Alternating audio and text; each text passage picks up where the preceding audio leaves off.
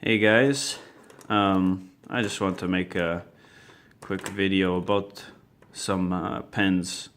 I don't know if you're into pens or you use them for your job, which I do, and I work outside, so I like kind of trying out different pens, but I also was always trying to find one that wasn't gonna, you know, leak or blow up in my pocket or gloop all over the place when it's warm or hot, and then that was still going to work in cold temperatures.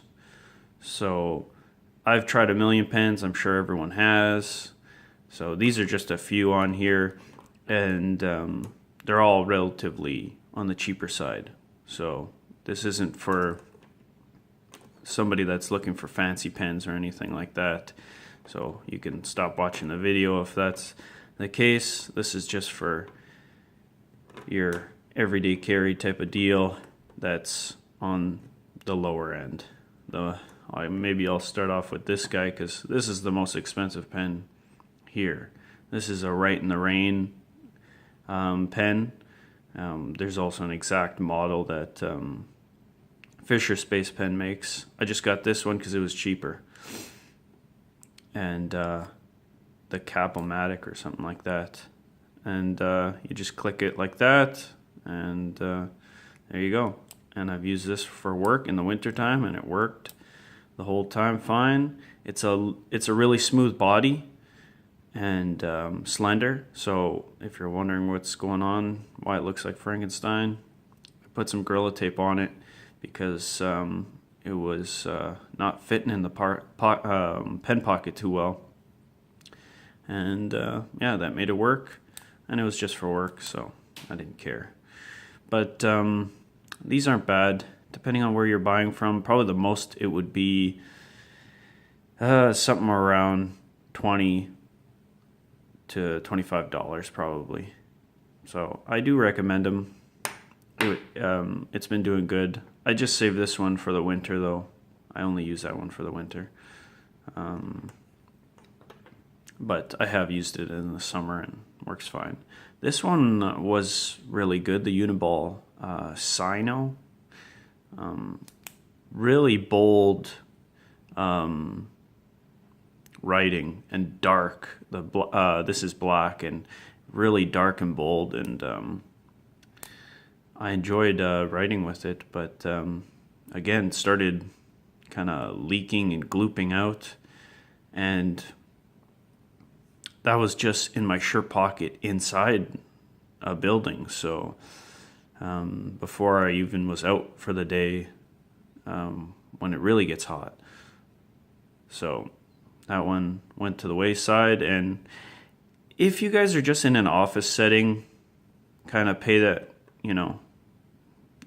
attention to that detail there, because that's gonna, whatever I say about these pens, that's a different story. If you're in an office setting, probably all these pens, doesn't matter what I'm saying, would be fine. So this is a great pen though. Other than that, if you work outside, then I wouldn't recommend it. This guy right here, I've seen a lot of people on YouTube like this guy, the Zebra, and there's a couple different models with the metal body. This one, doesn't have a pen inside of it right now. I have used a few of these, and yeah, they write nice, and it's really nice to have a solid metal body. But couldn't take the wear and tear of me using it every day. The clicky started not really working too well, and once getting into cold temperatures, they don't stand up, which, I mean, they don't say that they're supposed to, so that I wouldn't have held against it, but just that the clicky started falling apart, and even in summer, sometimes it didn't write that great. So again, if you work outside, wouldn't recommend it. This guy, unless you keep this in one of those little pen, you see on office desks, I like the shape of this, but I wouldn't recommend it because I barely use this thing, and I've tried a few of these, and they are cheaper pens, so keep that in mind. But yeah, they were leaking all over the place. So Papermate Inkjoy. I like the triangular body that they have, but yeah, that's a leaker. This one I've seen lots on YouTube. Pilot G2. This one I've been using lately, and I actually like a bolder tip. This is more of a fine point, but I've been in the hot weather and no leaking, no gloopy, nothing. Only problem with this pen, it will not write on anything but, you know, like paper or cardboard. It's not good on multi-surfaces, which I write on. I write on every kind of surface you can think of. So, kind of only bad thing, but might not be bad for you because not everybody works in those kind of conditions. This one I made a video on. This is the Zebra, sorry. I can't remember the exact name here, but the extender. I had a couple that I bought, and this one I use all the time. It almost goes full size, and it's got a little grip texture here. Really like it. I haven't tried to change out the insert, but I have seen that you can change the insert with Write in the Rain or